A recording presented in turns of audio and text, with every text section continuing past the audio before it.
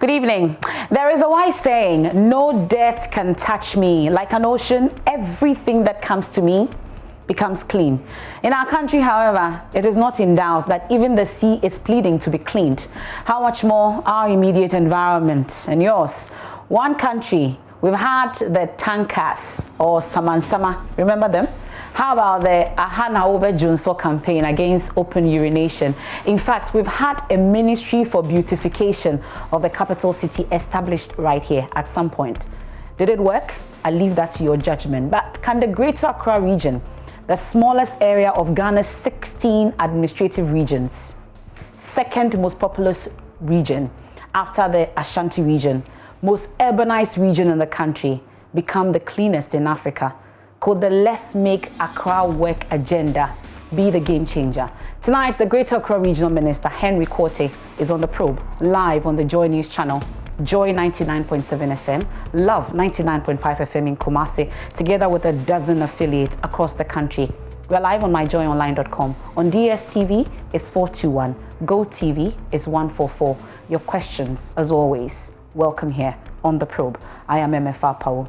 We're right back with the regional minister.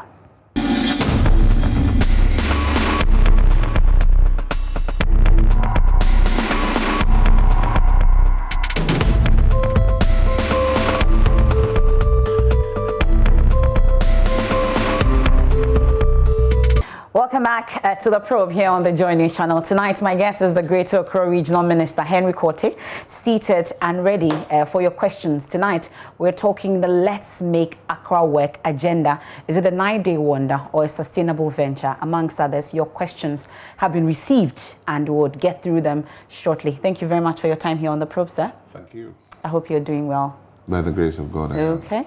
Well, you missed the Defense Interior Ministry. You missed it at all?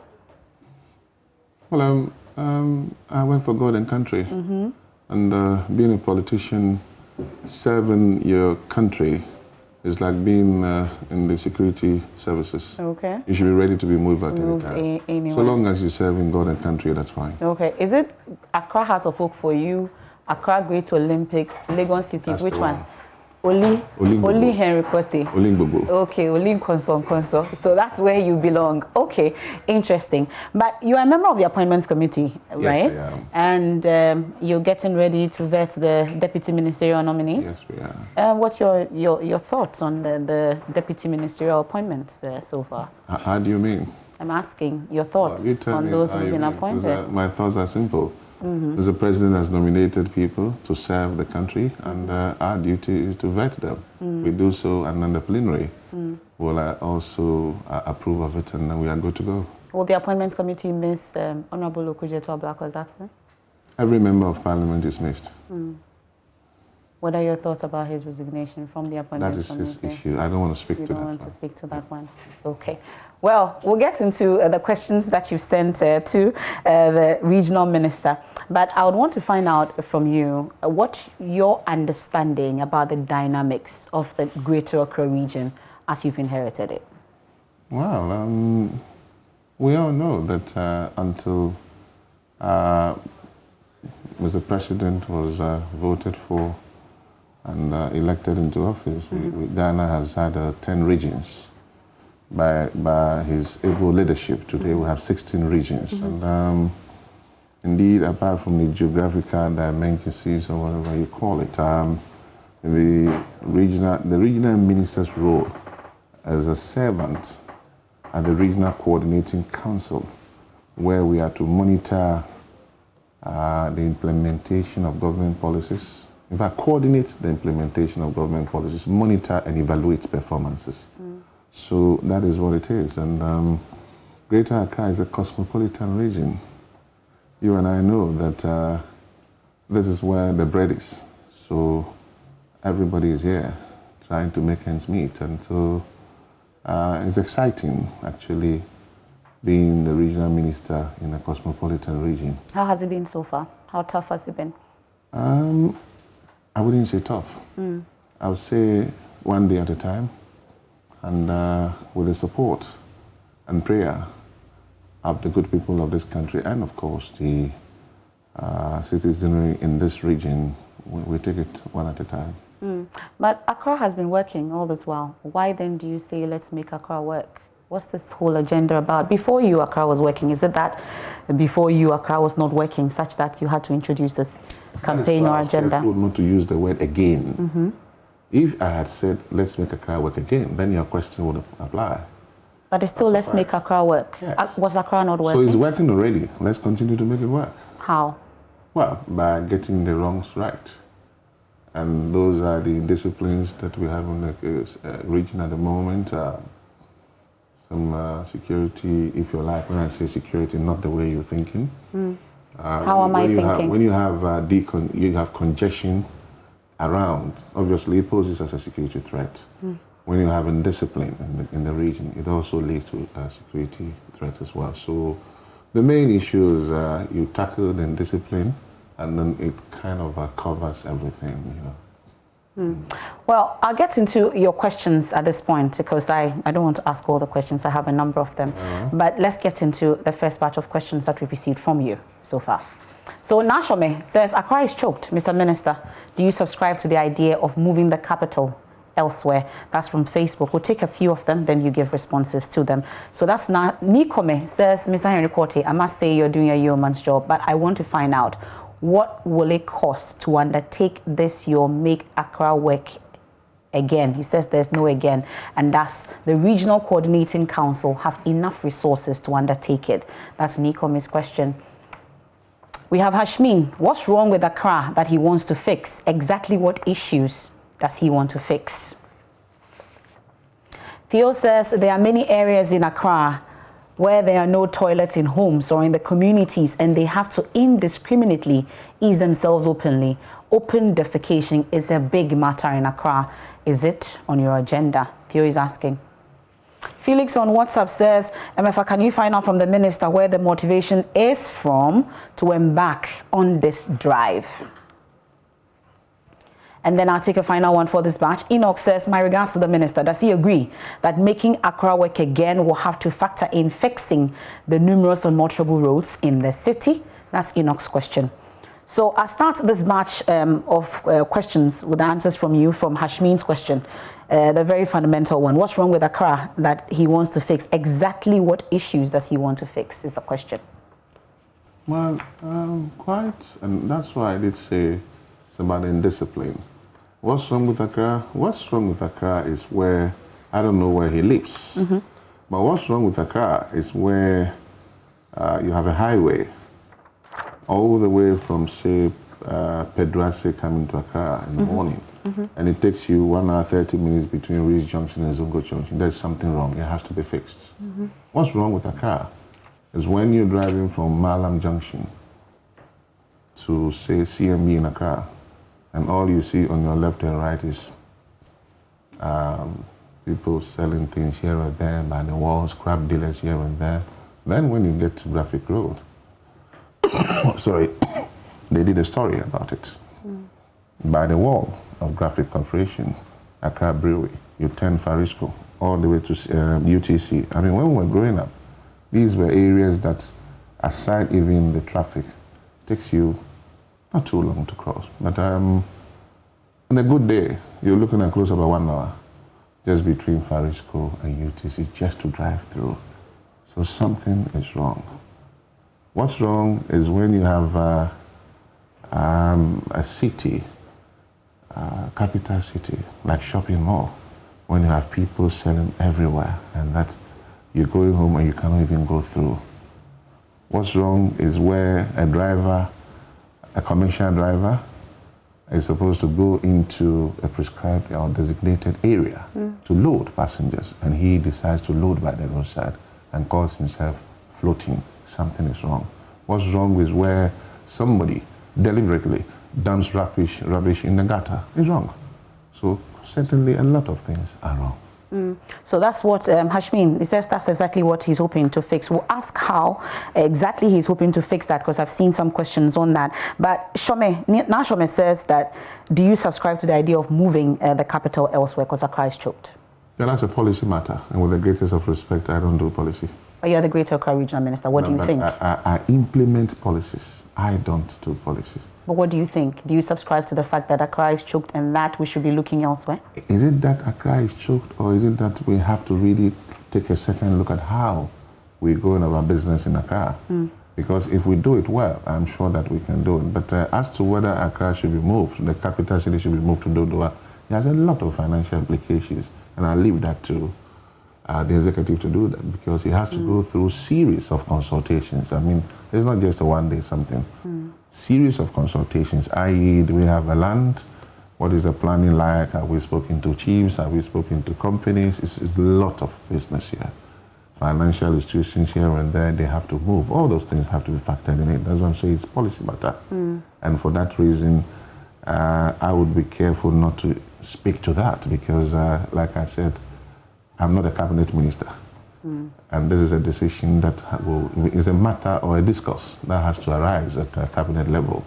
And then it comes to stakeholders for an extensive discussion and consultation. And then it goes through a series of processes. So Henry Court is thinking of Greater Accra or capital city going to Dodoa. Well, I'm just a small mosquito.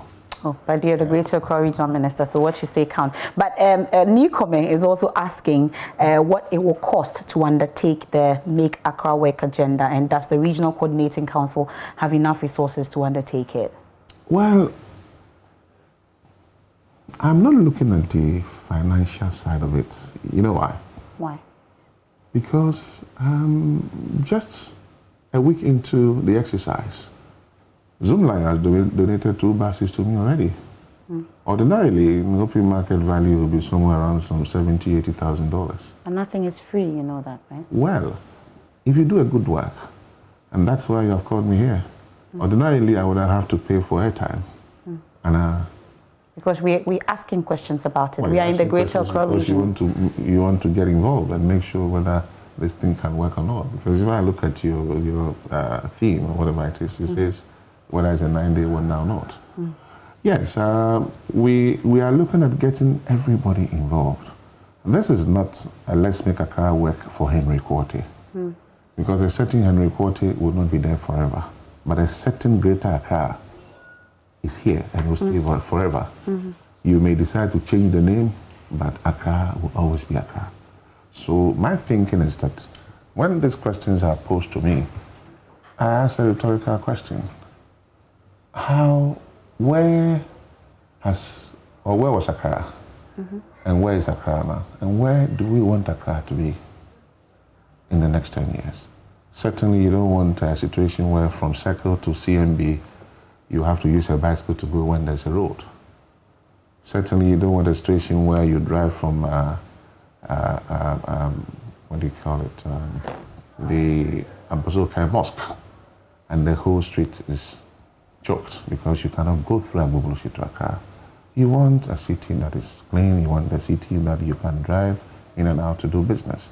And that's what we are talking about. Indeed, the thinking is that, and the wish, of course, is that everybody will have to get involved. It is not Henry Quarter who wants Accra to work. Yes, that is my dream. And I think that you have a dream, people have to help develop the concept, and then we all ensure its implementation. Once we get that going, because I'm putting together a think tank team, who will come up with what I call the Accra Bible. Okay. So that it's not going to be like, oh, there used to be a Salifu Amankwa, he did his best and he's gone. Oh, there used to be a UT Mensa, he did his best and he's gone. There used to be a Nigeri Blankson, he did his best and he's gone. No. You want a situation where Henry Quarter Das is gone, and then there is something to guide my successor, who will know that, okay, in terms of security, this is the Bible. Because once we are able to get that document ready, we'll launch it. And I want every media house to have a copy. So that tomorrow when you invite my successor, you can now say, but on the issue of hawking by the roadside, on the issue of people selling by the street side, this and that and that and that is what... absolutely. So why are you not continuing? You may want to add to it, but I think we shouldn't go back. This is where the challenge has been. People have done their best. It is not to say that my predecessors have not worked. they haven't done well. Indeed, they've done their best. You know, up until recently, the mayor of Accra did a lot of decongestion. But the thing is, how well is everybody going to get involved?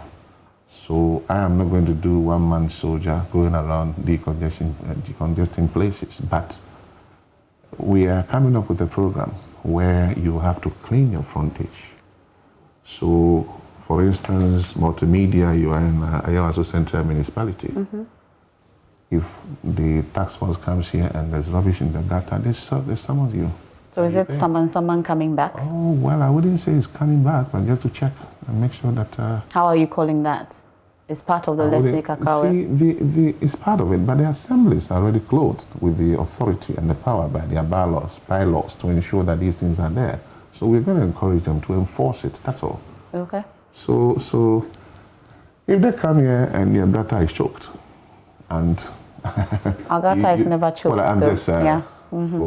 for this discussion purposes, and you're fined. I'm sure next time you will not want to see anybody drop anything in there. So all it is that the assemblies will have to just enforce their bylaws. But it's interesting that such a big agenda and there's no cost being put to it, because we need to know if your regional coordinating council have enough resources to be able to deal with it. This is a huge agenda for the Greater Accra region. We should know what cost you're putting to it. You can't just say you're, relying on the benevolence of others to help you do that. I'm not putting cost to it, because once the Accra Bible is done, it's finished, and we launch it, you understand where I'm coming from. It's ready. And so once it's ready, okay, we launch it. We'll invite all the media. Then you understand where I'm coming from, because it's going to be all play all. So I'm not going to go and look for funding to come and clean the road gutter for you, because you have to do it. Okay. And so by so doing, all of us will be involved. And so yes, indeed, there will be financial aspect, but it's not going to be like going to look for some $100 million to come and do this exercise. Because if you do that, it will fail.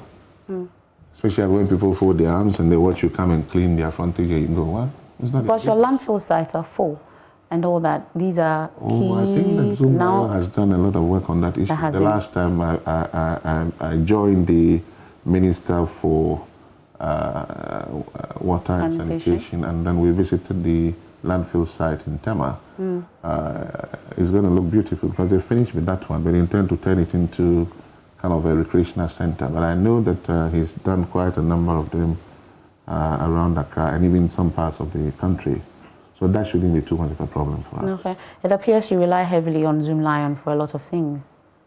I wouldn't say so, but give me any waste management company who has a capacity like he has, and we're good to go with it. Okay. So there was a question from Theo that's asking about toilets, no toilet in homes or in the communities, and people have to indiscriminately ease themselves openly. Open defecation, he says, is a big matter in Accra. Is it on your agenda? Indeed it is, but let's be careful that we don't make Henry Quarter a one-man thousand. There are institutions, there are agencies who have got their mandates to do A, B, C, D. And as I keep saying, my duty is to ensure the coordination of the implementation of those policies, and also to do the monitoring and evaluation of them. Now, I'm aware that the Ministry of Works and Water and Sanitation did quite a number of toilets, just before the elections, quite a number of them, and I know that they are still doing it. But then, it is the assemblies who have to ensure that these things are taken care of, and of course, the landlords. So if you are going to rent a place and landlord collects your money and there is no toilet, then indeed, you have to also find out why that is the case. But even that, is that why you should go to the beach and ease yourself? I don't think so. We will check all these things, but ignorance of the law, they say, is no excuse. It's no excuse. Yes, because when we were growing up, with the greatest of respect, they had public places of convenience. I know there's one around the corner here. We wish to go there. I mean, you queue and then you do it. So if you want to go to the beach, that's your decision. It doesn't mean that there aren't any alternatives. Actually. Okay. Yes. All right. At this point, let's get into the next batch. Then the minister can take a number of them once he gives us straight to the point responses as well. So Facebook, Elijah says, what action is he taking to deal with the floods in Accra? June, July will soon be upon us, and for most parts of this region, the least rain floods, he says. Lizzie says, please, he has been removing hawkers and people who have been selling on the sides of roads in the city. How should these people make money and take care of their families? Is he willing to make alternative arrangements for these people, Lizzie? Linda is asking, security is also a big matter in Accra. There are still incidents of armed robbery and petty thievery, especially on mobile money vendors. He chairs the Regional Security Council. Is this top on his agenda? Van Jerry says, MFA, please ask him why they haven't sacked those trotro drivers who park under the bridge at Medina. Van Jerry is asking. Okay, so this batch of questions, there have been some action in the Medina area. So we'll start with Van Jerry's question. He's asking why the trotro drivers are still there. Well, I don't know whether he's been using that route. Mm-hmm. If he's been using it, then indeed he will say that there's been about 80% improvement. Okay. Either to the trotro drivers were on the main street loading. And some of these things, as one of the your listeners or viewers have asked the question, mm-hmm. you don't go the Rambo style just too much. You see, it's a win-win situation. What we have done is that there's a bypass. So we are encouraging the trotro drivers to now load in the bypass. So that once they load, they can now join the main road and go. As I said earlier, hitherto they were loading on the street. So you have some, I think it's a 3-lane, if I'm right. Medina Zongo Junction is about mm-hmm. 3 lanes, yes. Now you have trotro drivers occupying lane almost 1 and 2 lanes. 2. Mm-hmm. So it makes it difficult for you to even use the 3rd lane. But this time round, what we have now is all the 3 lanes are free. And then they are in the outer lane. And I think that they are cooperating with the assemblies. They load there, they move and go. And the long-term solution would be to create a trotro station, whether it's makeshift or whatever you call it, but at least they can go and load there, and then we encourage passengers to go there. But if you go the hard knot and say, okay, even under the bridge or the outer lane, they shouldn't load there, that is where you have a problem. That's what I'm saying, that it has to be a win-win situation for all of us to understand what we are doing and the benefits that we're looking at, if you like, chucking. Okay. So we've had discussions with them. The MC, Honorable Dede, who's done so well, marvelously well, has had discussions with them. And as you can see, it's going very smoothly. I mean, okay. When you have a situation where people refuse to actually use the footbridges completely, and as we speak, about 80% of pedestrians are using the footbridge. They are now using it. They okay. are. So I think that we're making progress. There's a market coming from Rees Junction on your right, and we know there's a land behind Kent City. We need to go there and look at the size of the land, whether it's feasible, we clear it, and then move the market there. Okay. Once you move the market, you can divert the trotros to now go there and load. So some of these things, you apply the short term, look at medium term, and then that's where the Accra Bible will look at the long term solutions to some of these things. Yeah. Have you had cause to arrest persons who have not been using the bridge? I don't have the powers to arrest. Okay. I'm sure you're working with the security agencies. Has that happened? What the assemblies do. It is assemblies that are clothed with the authority to actually enforce their bylaws. So Henry Quarter cannot arrest. Okay. I don't have the powers to do so. Okay. Well, so security is also a big matter in Accra. Linda is asking, incident of armed robbery, petty thievery. You chair the Regional Security Council. I'm sure you don't affect arrest, but is this top on your agenda in terms of security? He's asking. Yeah. What exactly are you doing in that regard? Those are security matters, and I don't think that I can divulge too much on this. But definitely we'll be doing it. We'll be cracking the whip, and when we start, they'll say it. I mean, there will be some swoops here and there, this and that, and you work on these things through intel. And you cannot, just like journalists, you don't disclose your sources, do you? So we pick on our intel, and then we go in and then we work. And and the informants as well. Now, having said that, I think that I use your medium to appeal to listeners and viewers. For any security and intelligence agencies to thrive or to work hard, you depend on quality information. So I shall be grateful if the public can always volunteer information to us and then we use them. But certainly, we will work on the improving on the petty crimes and armed robbery and all that in the region. Yes, okay. Part of it. Okay, so Elijah is concerned about the rains. The least rain floods Accra. What exactly is the plan? So, just about, was it 3 days ago? We were able to mobilize about over 800 men and women drawn from the security and intelligence agencies, together with the 5 municipal assemblies, namely Ayawaso Central, Ayawaso East, Ayawaso West Wogon, Ayawaso North, and then Koleklote Assembly. And then we did a cleanup from Kaukudi Junction through Bachingota all the way to the back of Paloma. June 3rd at the back of my mind. But having said that, if you recall, the Minister for Works and Housing, about a month ago, did make a statement on the issues of dredging some strategic places in Accra whilst we wait for the rain to set in. But I'm just going to sit and fold my arms. We have had a series of engagements with the MCEs, and work is ongoing. Everybody is doing his part. I mean, when you send your cameras around, you notice that people have started work, and then we'll put pressure on the system to ensure that the assemblies will do their part.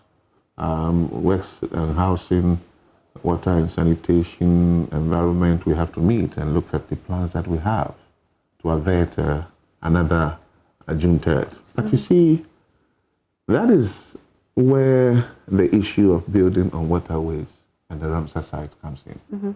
See, you see the question coming? But has somebody asked him or herself? And so I live around Klagon. I have a huge mansion and it's sitting on a waterway. And I know very well that it is not right. But I'm able to pose a question as to what the politicians should do about flooding. So that's where I'm saying it is not what I can do, but it is what we together can do to ensure that Accra works. Because if you build on a waterway, you go to Pambros, for instance, Wager, they're building. And then if the assembly tries to exert some form of authority by enforcing the bylaws to say, we have an act that gives us the right to demolish, I'm sure your media will rush over there and say, the politicians are insensitive to people. Now they are demolishing. The media never says that. I'm saying. We're only covering the demolition exercise. That is what it is. So sometimes the reportage must be balanced. You cover the demolition, then you use the same medium to educate the people. So that it doesn't look like, because once people know that you are going to cover the demolition, it is an avenue for them to lodge their complaints. So you have a public court of opinion, you see. But if the agenda is that, yes, you cover it, and at the same time, you educate people, then we're good to go. Okay, so Lizzie needs some education here. It says you're removing hawkers and people who have been selling on the sides of the city.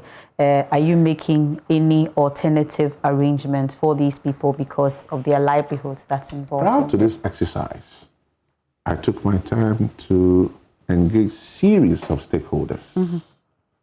I started with my own party, constituency chairman across the region. Why? Well, charity begins at home. I have to let them know what my vision is. You feared the opposition from within?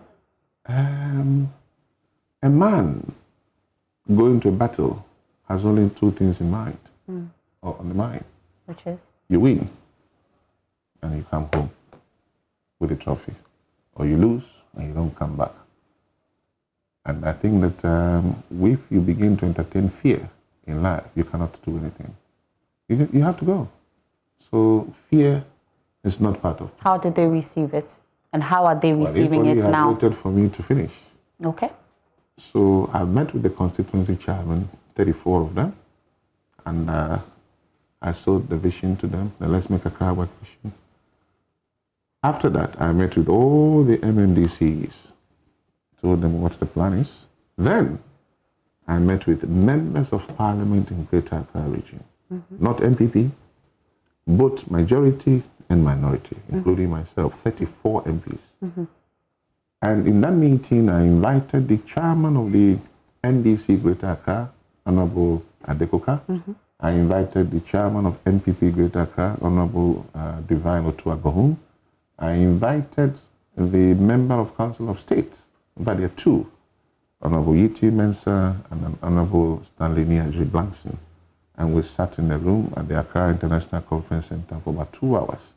And they gave their overwhelming support. Because you see, sanitation has no political color. As you rightly said, somebody's talking about security. When the armed robber comes to your room, he's not going to ask you which political party you belong to. When the flooding comes, June 3rd, when the water was washing people away, he didn't check whether they belong to NDC or MPP. So the Let's Make Accra Work project is a matter for us to all put our hands on deck, devoid of our political ideologies or beliefs. And in that meeting, I mean, I don't want to mention names, but the big boys in both NDC and MPP went on air openly to throw their support behind me. I didn't stop there. When I finished, I met with the market queens. Now I'm coming to answer the question. The market queens across all the MMDs, and I spoke with them. And then there was a revelation that most of the markets are actually empty now. Most of them are empty. And so they were even pleading that those on the street should come back into the market so they can all do business. I'll give you one example. When you go to Osu, the night market, there is a market there that has been built. It was built, I think, through President Kufuor's time. I think Professor Michael Quay also led it. Go there tomorrow with your cameras and show it.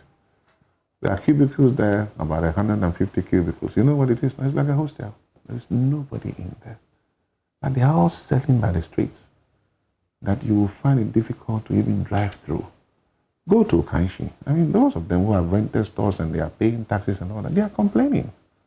But nobody is going there. Yes, because you see, the streets have been blocked. It's easier to buy by the streets than to go into the market. You sit in your car, you point at it and go, oh, Kabahami, then you pick it.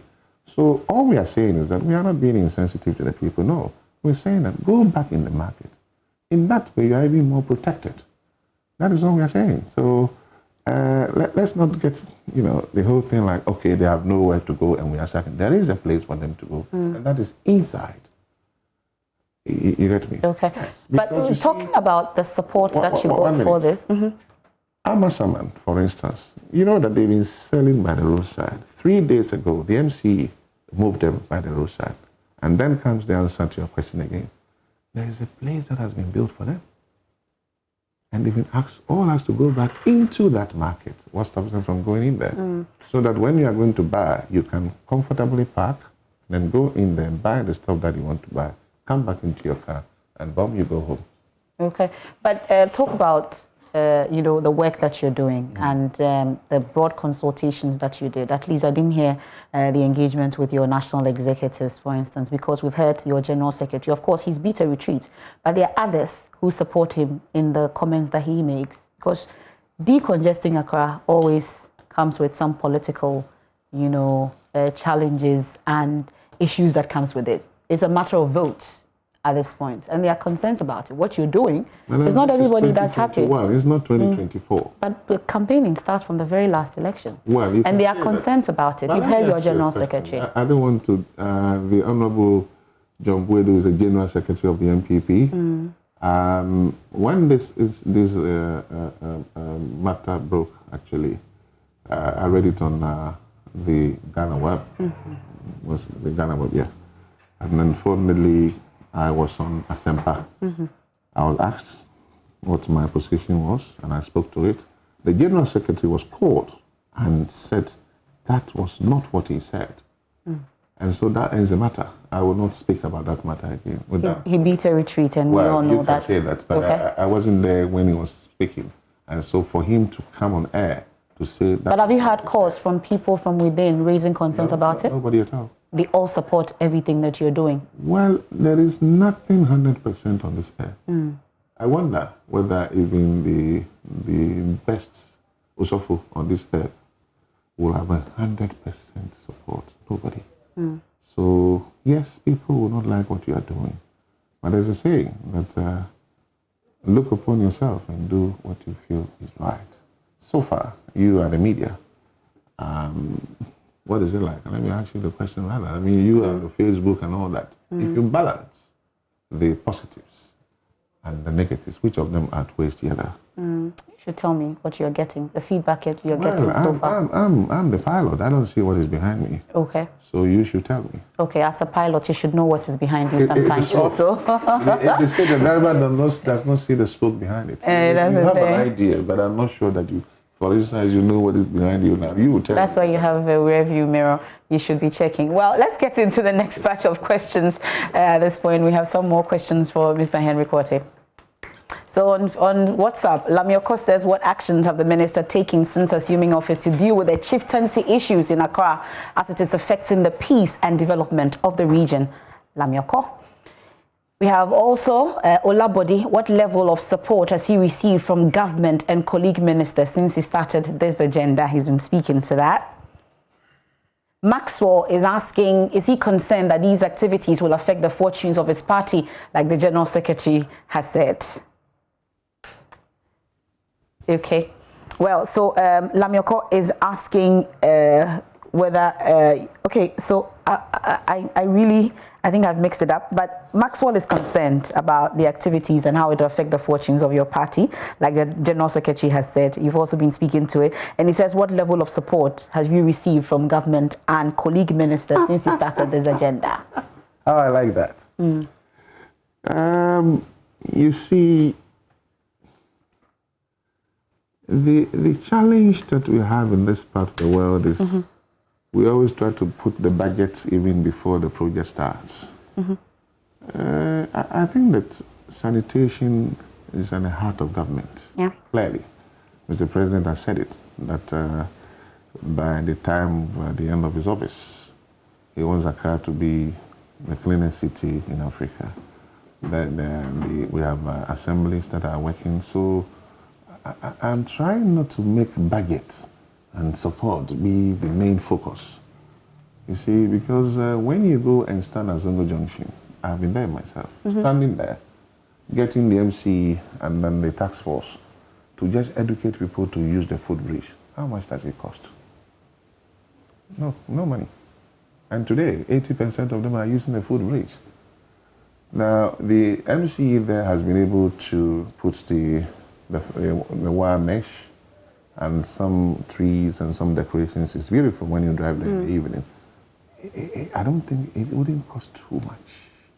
Again, Wire Weaving has agreed to support us along the line by donating some wire mesh for us, and then some people as well. I met with the Ghana Advertisers Association, and the good news is that they themselves think that, look, a lot of illegal or unauthorized billboards springing up all over the place. And so they have actually taken it upon themselves to go round and begin to remove those billboards. I'm not paying. Okay. See what I'm saying? So once you get the buy-in of the people, like multimedia will say, okay, so next week, all staff, let's wear our T-shirt and go out there and try to clean. It doesn't cost money. It's community involvement. That's what we need. Okay. So we should try and begin to focus our minds on all of them getting on board than the budget. Okay. So there's a question about chieftaincy issues in Accra, such a key issue affecting the peace and development of the region. What exactly is the plan? Oh, yes. I mean, undoubtedly, we all know that Accra, in the last, God knows, whether 2 decades or so, has had serious chieftaincy issues. We have started engaging them, and chieftaincy matters are sensitive. We are doing our best that by the grace of God, we'll be able to get parties to understand each other, and then Accra will work. Now, saying that about a week ago, the Queen Mother of Accra State came back now Umar drew the tax, and we received her at the VVIP lounge. And let me tell you, for the first time, big boys from both NDC and NPP were there at the airport to receive the Queen Mother. It was a beauty. And that was when I felt that, oh, Accra will work. Now Mabdu was received. She had a beautiful red carpet, reception. And when you have the likes of Afoteagbo, you have the likes of Okova Napor, these are the big boys in Accra, and they joined us. There was no political capital. Pardon my ignorance, but this is an issue that even the newsroom, we always, slug it out. We try to really be sure. Do we have a government chair? The answer will come very soon. Will it? I need an answer. You'll get the answer very soon. Very soon. Yeah. But we're talking about chieftaincy issues and how serious it is. It is very serious, and that's why we are working behind the scenes. I don't think that the chef will want to go to Golden Tulip and enjoy a fine meal, a delicious meal, sumptuous one, of course, and then the chef sits here and put all the spices here. It means that that meal cannot be cooked anymore. Okay. So I'm only promising viewers that by the grace of God, very soon, some good news will come out. We'll wait for Chef Korte to cook that. But there's a related question by Ajwa on that, and he's talking about the coalition of La Association. They've been on a coalition course with the military over what they say is the encroachment of their lands 2 weeks ago. I'm sure you've been monitoring that. Your attention has come to that. What exactly are we doing to resolve this issue? They visited me in my office. There was a day that they actually demonstrated and went to the Lands Commission, and I think that a day after that they came to my office. I'm sure that one of your reporters even was with them. And I asked them a simple question that, yes, indeed, for you, even if you have a good case, and I'm saying this for the discussion purposes, you must have some documents, some paperwork. So I asked them to bring me a paperwork that I can use to say, okay, Mr. Lands Minister, A, B, C, D. And I've still been waiting for those documents. I haven't received any. So it's difficult for me to sit here and articulate a position to say, okay, they are in the right or they are in the wrong. But of course, on the issue of the assault and all that, that I condemn in no uncertain terms.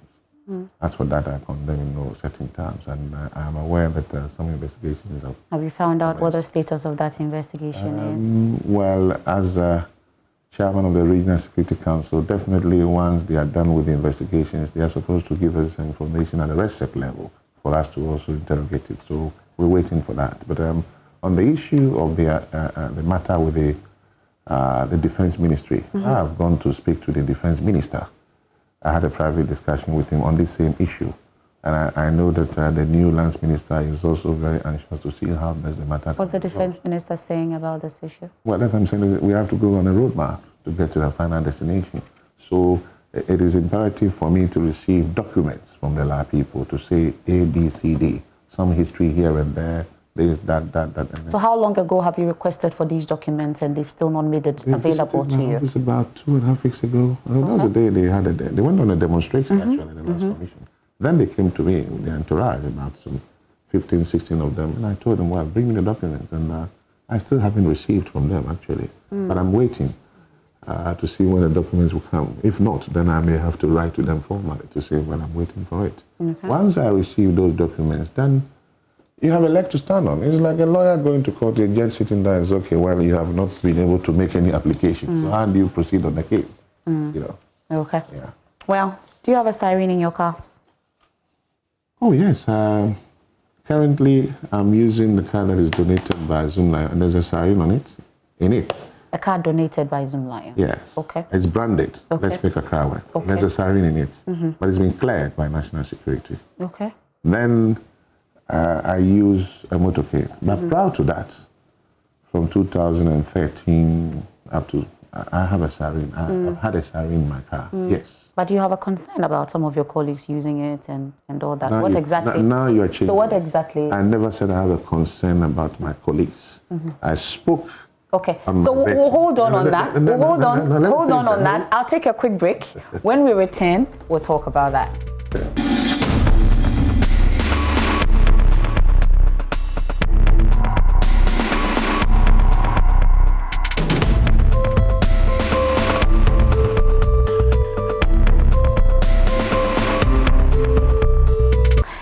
Welcome back to The Probe here on the JoyNews channel. We're also live on Joy 99.7 FM, DSTV's 421, GoTV 144, also on myjoyonline.com. Before the break, we're talking about sirens.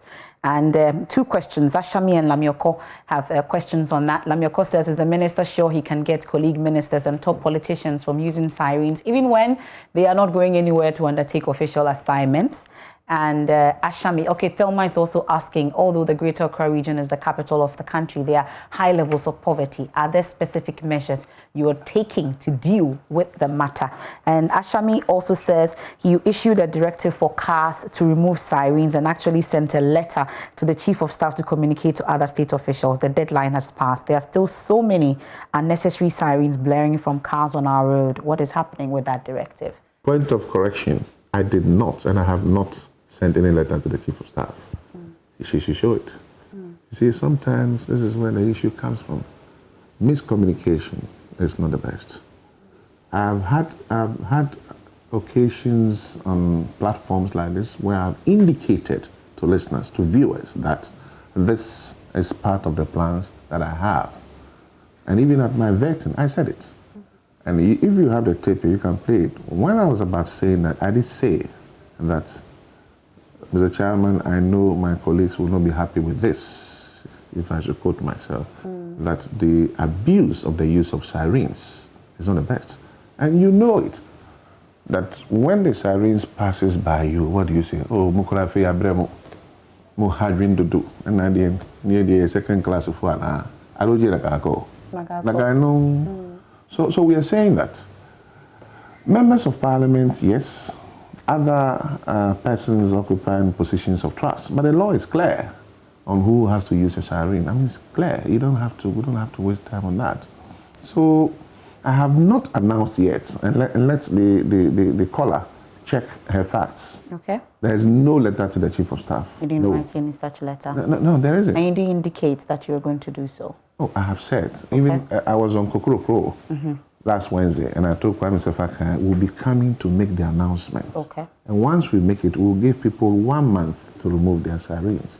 So that is a clear miscommunication.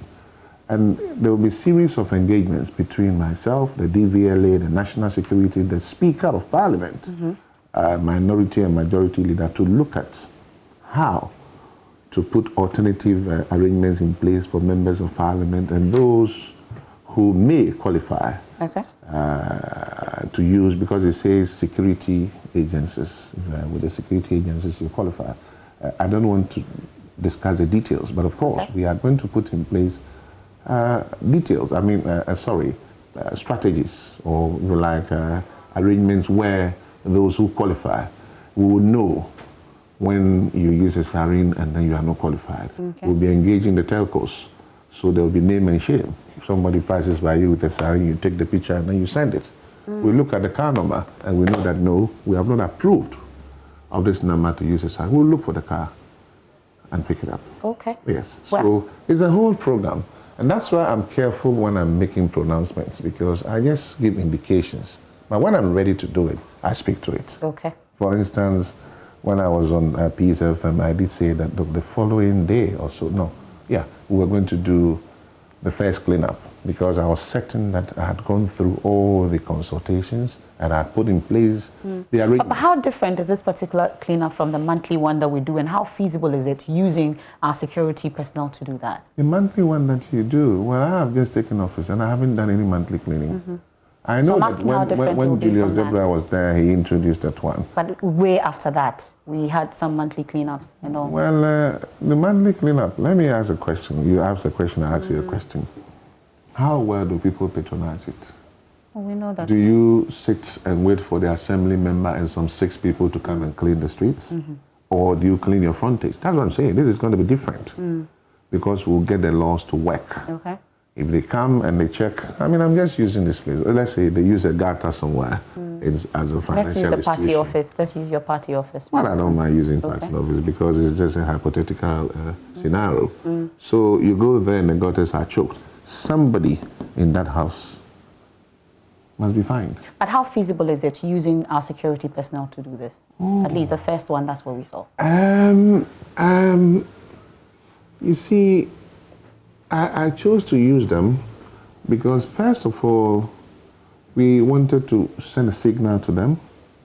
We're cleaning your frontage for you, but next time you're going to do it yourself. Okay. And if you begin to litter, that same security will come and lead the assembly to find you.